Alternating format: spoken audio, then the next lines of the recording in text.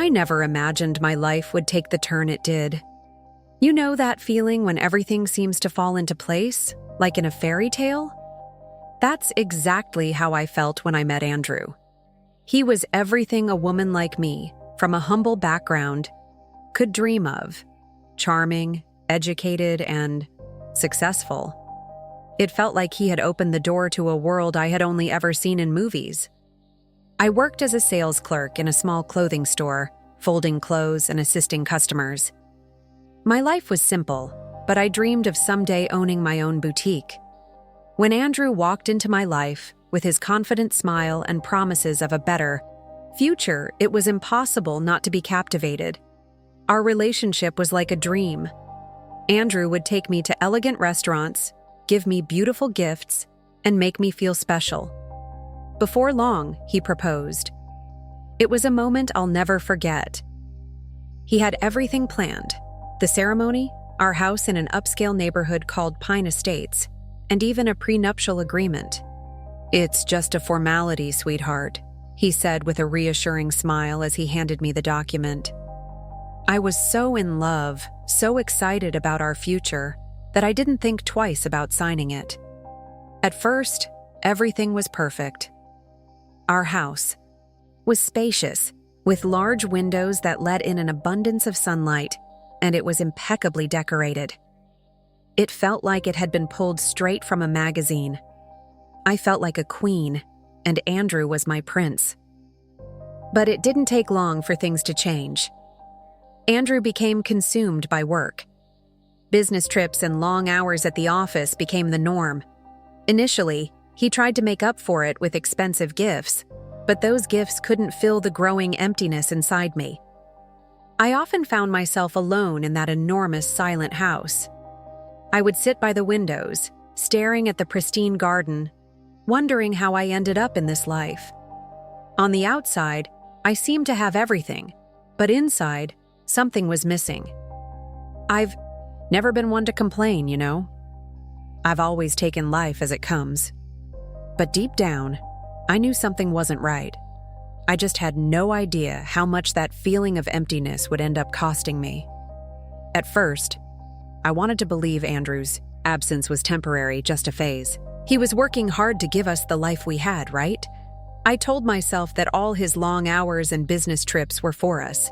But as time went on, his absence became the norm, not the exception. Our beautiful home in Pine Estates, once a dream, come true, started to feel more like a gilded cage. Andrew spent more time at the office or traveling than with me. Even when he was home, he was distracted, always on his phone, his laptop, or buried in documents. Our conversations became rare, and when I tried to talk to him, his responses were brief, almost dismissive. One night stands out in my memory. The rain was hammering against the windows, filling the house with a rhythmic sound that only made the silence more unbearable. I was sitting on the couch, pretending to watch a movie, but really just waiting for Andrew to come home. When he finally arrived, he didn't even look at me. He walked straight upstairs, glued to his phone, like I wasn't even there. I tried to fill my days with activities. I signed up for yoga classes and visited the neighborhood club, but everything felt forced. I saw other women at the club laughing and sharing stories about their lives, and I couldn't help but feel like an outsider. Andrew occasionally tried to make up for his absence with gifts. A new necklace here, a designer dress there. At first, those things made me feel appreciated, but over time, they just reminded me of how disconnected we'd become. There was a moment, standing in front of the mirror one morning, when I hardly recognized the woman staring back at me. Outwardly, I had everything: stylish clothes, a gorgeous house, a successful husband.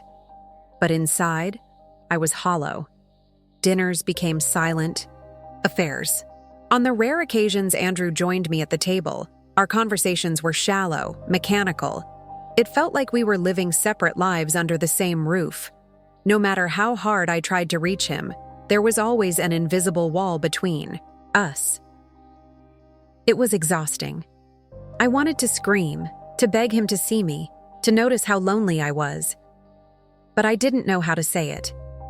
So, little by little, that house, once my refuge, became a cold, empty place. Sometimes, as I walked through the quiet halls, I would wonder if this was the life I truly wanted. A life that looked perfect on the outside, but felt completely broken on the inside. One day, as I wandered aimlessly through the house, trying to make the hours pass, I realized just how dependent I had become. I didn't drive, and every time I needed to go somewhere, I had to call a cab or rely on someone else. It made me feel useless, stuck in a cycle of waiting. That's when I decided I needed a chauffeur. When I brought it up to Andrew, he barely looked up from his laptop. "Hire whoever you want. That's fine," he said, his tone distant, almost dismissive. His indifference stung, but I told myself this was a small way to regain some control over my life. After sorting through a few options, I hired James. He was young, probably in his late 20s, and had an easygoing demeanor that made me feel at ease. Polite and professional, he seemed like someone I could trust. On his first day, I remember him stepping out of the car to open the door for me. "At your service, Mrs. Clara," he said, his voice steady and respectful, but with a warmth that caught me off guard. It was a small gesture, but it left an impression. At first, James was just that, the chauffeur. He drove me to the club, to the shops, and waited patiently in the car until I was ready to leave. But over time, I started to notice the little things. He asked how I was doing, complimented my outfit subtly, and always seemed genuinely attentive. "That dress suits you perfectly," he said one afternoon as he helped me with my bags. They were simple words, but coming from him, they felt sincere. There was something about James that stood in stark contrast to Andrew. He wasn't distracted or distant. He was present. When we spoke, I felt like he actually listened, unlike Andrew, who always seemed to have his mind elsewhere. One day, while we were stuck in traffic, I found myself opening up to him without even realizing it. I told him about how lonely I felt, how Andrew's absence was eating away at me. James didn't interrupt or offer advice. He just listened. When I finished, he said softly, "Sometimes, just saying it out loud helps a little." That moment stayed with me. It was the first time in years that someone truly heard me, and it was comforting in a way I hadn't felt in so long. From then on, our conversations became deeper. He told me about his upbringing, how he grew up in a modest neighborhood and worked hard to support his family. His story, so different from mine, made me admire him even more. I didn't realize it at the time, but James was becoming more than just my chauffeur. He was slowly filling a void that Andrew had left behind. At first, I refused to admit that something was changing. To me, James was just the chauffeur, someone who was there to drive me around. But over time, things started to feel different. I began looking forward to his arrival every day. He was always on time, always smiling, and somehow, his presence brightened my otherwise dull routine. Our conversations during the drives became my refuge. James had a way of listening that made me feel truly heard. He didn't interrupt or try to fix things. He simply listened. One afternoon, as we were heading back from the club, I told him I felt like a ghost in my own home, invisible to the person who was supposed to care the most. James met my eyes in the rearview mirror and said, "You deserve to be more than just seen. You deserve to be noticed." His words stayed with me, lingering long after I'd stepped out of the car. Andrew had never said anything like that to me. In fact, Andrew rarely said anything at all anymore. Small gestures from James began to take on a greater significance. He'd open the door for me, make sure I was comfortable, and offer quiet, thoughtful compliments. "That jacket really suits you, Mrs. Clara," he'd say, and the sincerity in his voice would catch me off guard every time. One rainy afternoon, I asked James to join me for coffee at a small cafe in town. The place was almost empty, and we sat by the window, watching the rain streak down the glass. For the first time, he shared details about his life, about growing up in a modest neighborhood, working hard to support his parents and dreaming of giving his family a better future. As he spoke, I realized something I hadn't felt in years, a genuine connection. James wasn't just a driver or an employee. He was someone who saw me, understood me, in a way Andrew never had. That connection deepened unexpectedly one evening. After a particularly hard day, I hesitated as James dropped me off at home. He noticed my reluctance and asked softly, "Is everything okay?" Our eyes met, and in that moment, it felt like everything I had been holding back finally broke free. That was the moment of our first kiss. It was brief, tentative, but it unleashed a flood of emotions I couldn't ignore. That night, as I lay in bed, guilt began to creep in. I knew it was wrong, but I also knew it was the first time in years that I felt alive. James was filling a void that had grown inside me for far too long. And even though I knew I was crossing a dangerous line, I couldn't bring myself to stop. For weeks, I kept my relationship with James a secret. It was a fragile balance, one I wasn't sure I could maintain.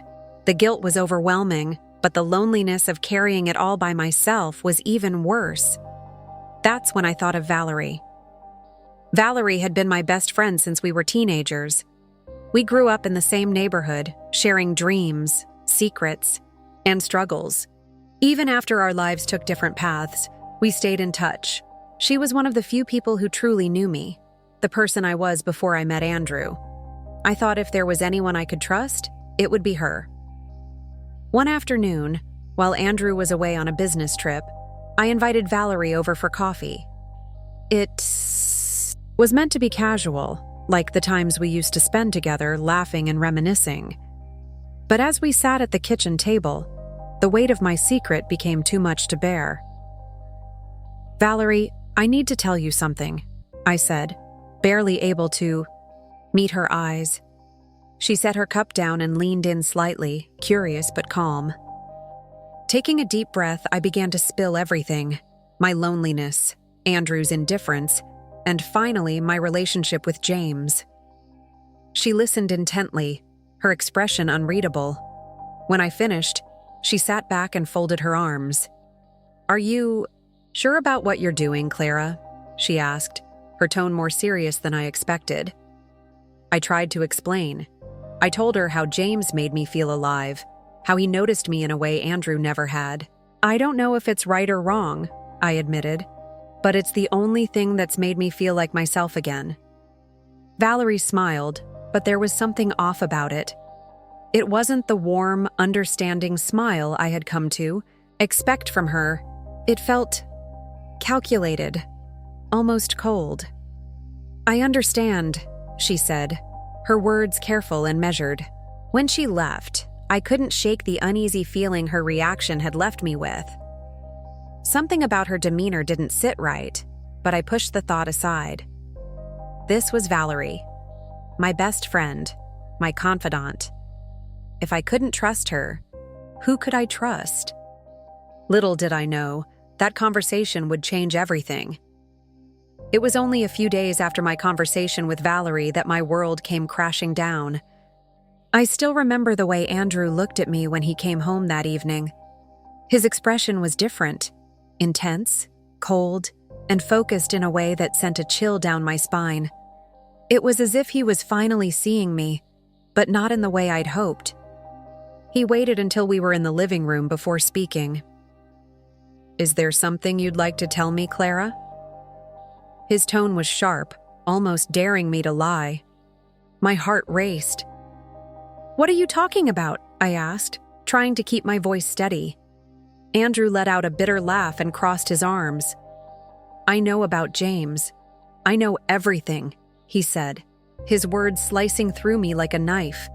For a moment, I felt frozen. This couldn't be happening. No one knew about James except Valerie. I opened my mouth to explain, but Andrew raised his hand to stop me. Don't even try to deny it. She told me everything," he said, his voice filled with anger and something else. Betrayal. The argument that followed was one of the worst moments of my life. Andrew, who was always so composed, was livid. He paced the room, his voice rising with every word. "I gave you everything, Clara. Everything. And this is how you repay me?" he shouted, his fury reverberating through the room. I tried to defend myself, to make him understand, but nothing I said mattered. To him, the facts were clear. I had betrayed him. When James arrived at his usual time, Andrew was waiting by the door. "You're fired," he said bluntly. "Get out of here." James, confused and clearly uncomfortable, looked at me for answers, but I was too shocked to speak. Without another word, he nodded, mumbled an apology, and left. After James was gone, Andrew returned to the living room and threw an envelope onto the coffee table in front of me. "This is the prenup you signed," he said coldly. "I suggest you read it carefully." My hands trembled as I opened it, my heart sinking with every word. It was all there, in black and white. In the event of infidelity, I would forfeit any rights to our assets. I had signed it blindly, trusting Andrew, completely. And now that trust had become my undoing. That night, Andrew told me to leave the house. With nothing but a small suitcase, I walked out of Pine Estates for the last time, my mind racing with questions. But the one that haunted me most was, why did Valerie do this to me? That night, as I left Pine Estates with a single suitcase in hand, the weight of the prenuptial agreement pressed heavily on my mind. Andrew's words echoed in my ears, each one a bitter reminder of the document I had signed so carelessly. I arrived at my parents' modest apartment and collapsed onto the bed I hadn't slept in since my youth. I pulled out the envelope Andrew had thrown at me and began reading it for the first time. The terms were clear, unyielding, and utterly devastating. In the event of infidelity, I would lose any claim to our shared assets. I thought back to the moment I'd signed it. Andrew had been so reassuring, so confident. "It's just a formality, sweetheart," he had said, sliding the papers across the table with a smile. I'd barely skimmed through them, blinded by love and the excitement of our future together. Now, that blind trust felt like the ultimate betrayal, not from him, but from myself. The document didn't just strip me of material security, it revealed something far more painful. Andrew had never fully trusted me. From the very beginning, he had prepared for the possibility that I might betray him, even as I believed we were building a life together. As I sat in that small, familiar room, memories of the life I had left behind flooded my mind. The lavish gifts, the perfect house, the evenings spent waiting for Andrew to notice me, they all seemed so hollow now. I had sacrificed so much of myself for a life that was never truly mine. But the pain of the prenup wasn't the only thing weighing on me. Valerie's betrayal burned just as fiercely. She knew about the agreement. She knew what would happen if Andrew found out about James. And yet she chose to destroy me. I couldn't stop replaying our last conversation in my mind. Her measured words, her calculated smile. It all felt so deliberate now. I had trusted her with my most vulnerable truths, and she had used them to ruin me. That night, as I stared at the ceiling, my sadness began to shift. The overwhelming grief was replaced by something sharper, something more dangerous: anger. I didn't know exactly what I would do, but one thing was certain. I couldn't let things end like this. In the days that followed, my sadness gave way to something darker: the betrayal, the loss, the humiliation. It all began to fuel an anger I couldn't ignore. I couldn't stop thinking about Valerie. She had known exactly what she was doing. She had seen the consequences coming and chosen to pull the strings anyway. Walking through the streets of my old neighborhood one afternoon, I noticed a small shop I'd never paid attention to before. Its sign, worn and faded, read, "Spiritual. Guidance." Normally, I would have walked right past it, but that day, something compelled me to go inside. The air inside the shop was heavy with the scent of incense. Shelves lined with jars, candles, and strange trinkets gave the space an almost otherworldly feel. Behind the counter stood a woman, her eyes sharp and penetrating. "You're carrying a heavy burden," she said before I could even speak. I didn't know why, but I told her everything. About Andrew, about Valerie, about James. She listened quietly, nodding occasionally, and when I was done, she said, "There are ways to balance the scales, but nothing comes without a price." She described a ritual, a process to channel my anger into action. It wasn't flashy or grand, just precise. She handed me a list of what I would need: black candles, a small mirror, and something personal of Valerie's. Her tone was calm, almost detached, as if what she was offering was no different from a routine purchase. Back at home, I stared at the list for hours. Part of me hesitated, unsure if I could go through with it. But another part, the part that remembered every look of pity, every word of condescension from Valerie, pushed me forward. When the night of the ritual came, I followed the instructions carefully. The room was dimly lit, the candles casting flickering shadows on the walls. The air felt heavy, charged with something I couldn't quite name. As I spoke the words she had taught me, I felt a strange sense of clarity, as if everything that had been weighing on me was being poured into the ritual. When I finished, the silence in the room was almost deafening. I sat there, surrounded by the dying light of the candles, unsure of what I had done. I didn't know if anything would change, but I knew one thing for certain. I wasn't the same person anymore. The days after the ritual were strange. Part of me expected something dramatic to happen immediately, but everything seemed unchanged. I tried to push it out of my mind, convincing myself it might not work, or that maybe it had been a desperate, meaningless act. But then, the whispers began. A mutual acquaintance mentioned that Valerie's relationship had suddenly fallen apart. Her fiancé left her out of nowhere, she said, shrugging like it was just another piece of gossip. I nodded, feigning disinterest, but inside, I felt a spark of something I couldn't quite name. Satisfaction? Validation? Soon, more news trickled in. Valerie was struggling at work, making mistakes she never used to make. Rumors of layoffs circled around her, and people she had once called friends started pulling away. Bit by bit, her seemingly perfect life was unraveling, and each fragment of information reached me as if the universe itself wanted me to know. I told myself it was just a coincidence. Relationships end, jobs get harder. But deep down, I knew better. I could feel the connection between that night, the ritual, and what was happening now. One afternoon, as I walked through the park near Valerie's neighborhood, I saw her sitting alone on a bench. She looked nothing like the confident woman I once knew. Her shoulders were slumped, her head bowed, and her gaze fixed on the ground. The sight of her should have filled me with satisfaction, but instead, I felt empty.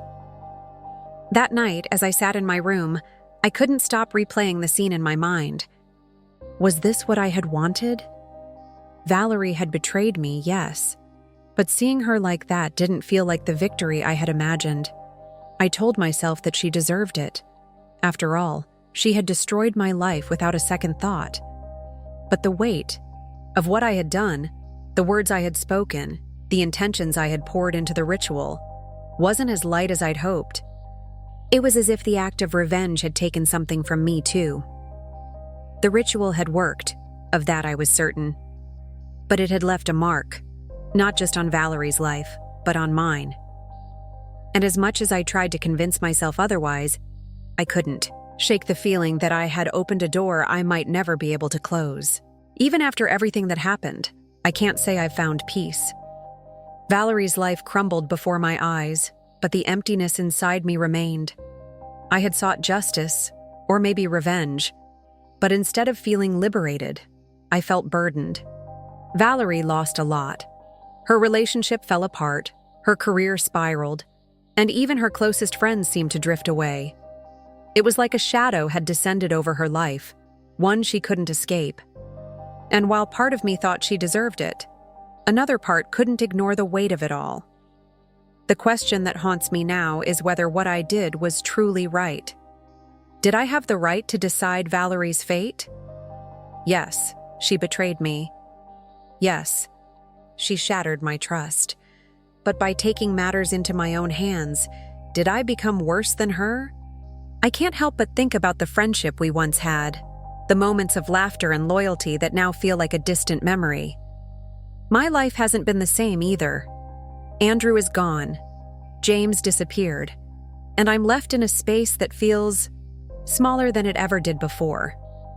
But the worst part isn't the loss of the comforts I once had. It's the feeling that something invisible, something heavy, now lingers around me. Some nights I wake up suddenly, feeling as though the air in the room has thickened. I don't know if it's guilt or something more profound. What I do know is that opening that door, performing that ritual, came at a cost I'm still paying in ways I never anticipated. If there's one thing I've learned, it's that darkness never stays far away. It always finds its way back. Maybe not immediately, and maybe not in ways you expect, but it comes. So if you're listening to my story, I beg you to think twice before letting anger guide your actions. Once you cross certain lines, there's no turning back. And remember, evil never lasts long. It always finds its way back.